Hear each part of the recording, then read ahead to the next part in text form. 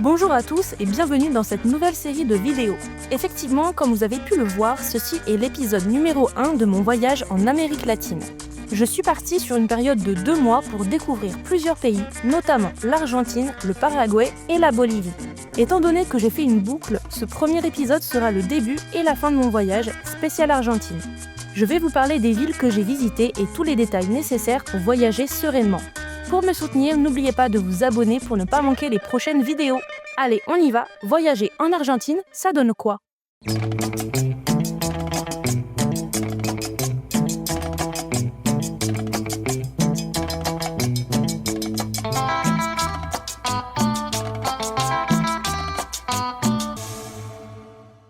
Mon voyage débute à Buenos Aires, capitale de l'Argentine. C'est une métropole dynamique qui mêle harmonieusement tradition et modernité. Cette ville est profondément marquée par les vagues d'exploration, de colonisation et de migration qui ont façonné son identité unique. Fondée pour la première fois en 1536 par l'explorateur espagnol Pedro de Mendoza, la ville a dû être abandonnée peu après en raison des conflits avec les peuples autochtones. Elle fut refondée en 1580 par Juan de Garay, cette fois avec des bases plus solides. Au cours des siècles suivants, Buenos Aires s'imposa comme un port stratégique sur le Rio de la Plata, devenant un centre vital pour le commerce entre l'Europe et les colonies d'Amérique du Sud. Son rôle économique s'accrut avec l'indépendance de l'Argentine en 1816, alors que la ville devenait le cœur politique et culturel du pays. Le 19e siècle marqua un tournant pour Buenos Aires, avec l'arrivée massive d'immigrants européens, notamment italiens et espagnols, qui transformèrent son paysage social et architectural. Ces influences sont encore visibles aujourd'hui dans ses bâtiments élégants, sa gastronomie et sa vie culturelle.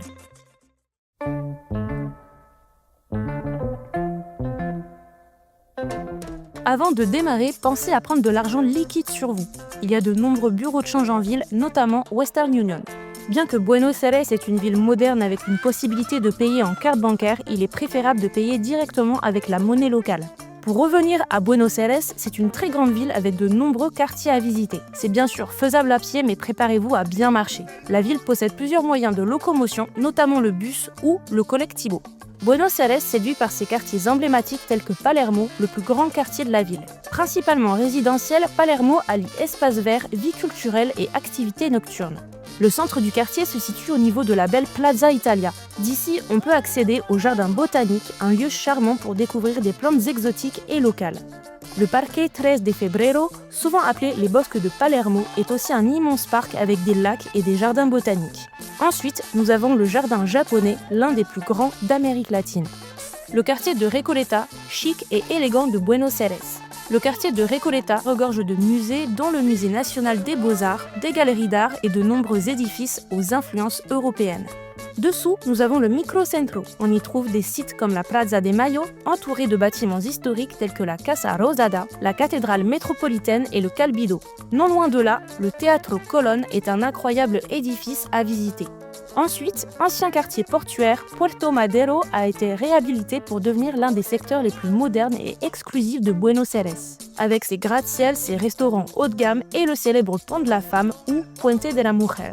Ce pont giratoire permet le passage d'un bateau en moins de 2 minutes. Il date de l'année 2001 et ressemblerait, dit-on, à l'image d'un couple qui danse le tango. 2 bateaux magnifiques sont visitables près du pont. C'est une manière très sympathique de prendre part à l'histoire maritime du pays. Ces 2 bateaux rénovés ont été transformés en musée et permettent une jolie immersion. Parfait pour comprendre les liens entre l'Argentine et le reste du monde. Un peu plus loin se trouve la réserve écologique de Buenos Aires. La réserve s'est formée de manière accidentelle dans les années 1970 lorsque des masses de terre ont été déversées dans le Rio de la Plata pour gagner du terrain sur l'eau. Peu à peu, la nature a repris ses droits avec l'émergence d'une végétation spontanée et l'arrivée d'animaux sauvages. Avec environ 350 hectares, elle a été déclarée officiellement réserve naturelle en 1986. Le contraste entre les gratte-ciel et la forêt est impressionnant. Bizarrement, c'est à cet instant que je me suis rendu compte de là où j'étais. C'est vraiment une très jolie promenade dans la nature avec une vue finale sur la baie de Buenos Aires pour encore plus de calme. La Boca est un quartier connu pour son caractère populaire, son histoire ouvrière et ses couleurs vives. C'est un endroit très particulier, à la fois touristique et profondément enraciné dans l'identité argentine. Le quartier s'est développé autour du port qui était un centre d'activité économique essentiel. Les maisons traditionnelles sont faites de bois et de tôles ondulées, peintes dans des couleurs vives. Cette tradition vient du fait que les habitants utilisaient des restes de peinture de bateaux pour décorer leurs maisons. Caminito, c'est la rue la plus célèbre de la Boca, transformée en musée à ciel ouvert. On y trouve des artistes de rue, des danseurs de tango, des peintres et des boutiques artisanales. Caminito reste un quartier populaire avec certaines zones à éviter pour des raisons de sécurité, surtout après la tombée de la nuit. La Boca est aussi célèbre pour son équipe de football mythique, le club Atlético Boca Juniors. Leur stade, surnommé la Bombonera, est un lieu culte pour les fans de football, notamment en raison de l'atmosphère incroyable lors des matchs. Enfin, San Telmo, quartier emblématique avec ses rues pavées, ses bâtiments historiques et son célèbre marché. J'ai adoré me promener dans ces ruelles pleines de boutiques d'antiquaires et voir tous ces spectacles de tango en plein air. Cette ambiance bohème fait de ce quartier un endroit incontournable à visiter. Point spécial sur les parcs, il en existe énormément dans chaque quartier de la ville, tous plus beaux les uns que les autres. Le Parque Centenario est l'un des parcs que j'ai préférés, entouré de musées et d'églises à visiter.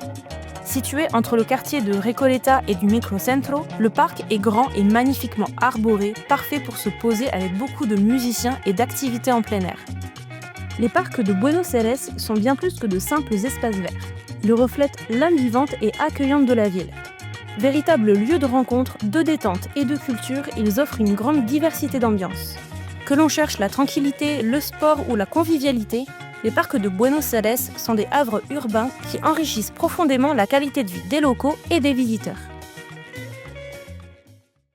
Buenos Aires, bien que ce soit une très grande ville, il y fait très bon vivre. L'ambiance y est très chaleureuse, mais qui dit grande ville dit aussi beaucoup de monde. Entre les locaux et les touristes, tout au long de l'année, il est vraiment rare d'être seul dans une rue. Néanmoins, il me faut vous dire de faire toujours très attention à vos affaires. Étrangers et touristes malgré tout, un gros sac à dos est facilement vu de loin. Ne portez pas de bijoux de valeur ou pas de bijoux du tout, et votre téléphone ne doit pas être dans vos mains à tout bout de champ. On se sent en sécurité, mais évitez les endroits à risque, tels que évidemment les gares routières.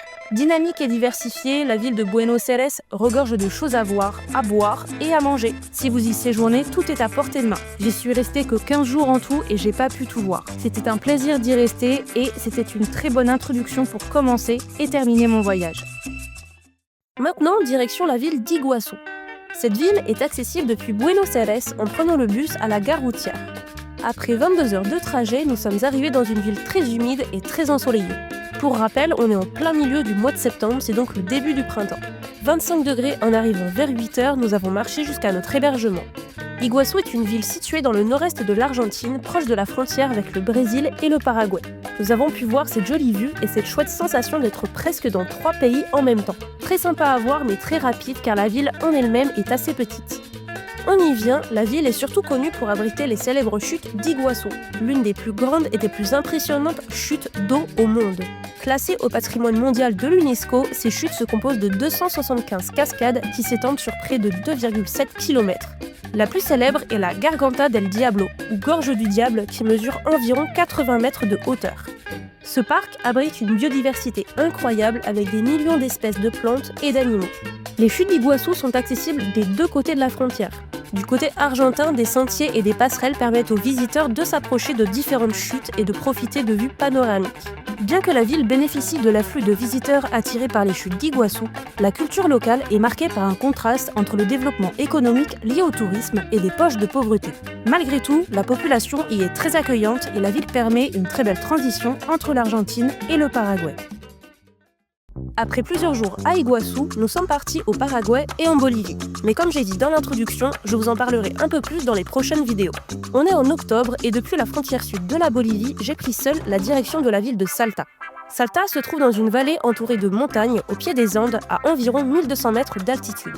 Elle est proche de la frontière avec la Bolivie et le Chili, ce qui en fait un point stratégique pour l'exploration du nord andin argentin.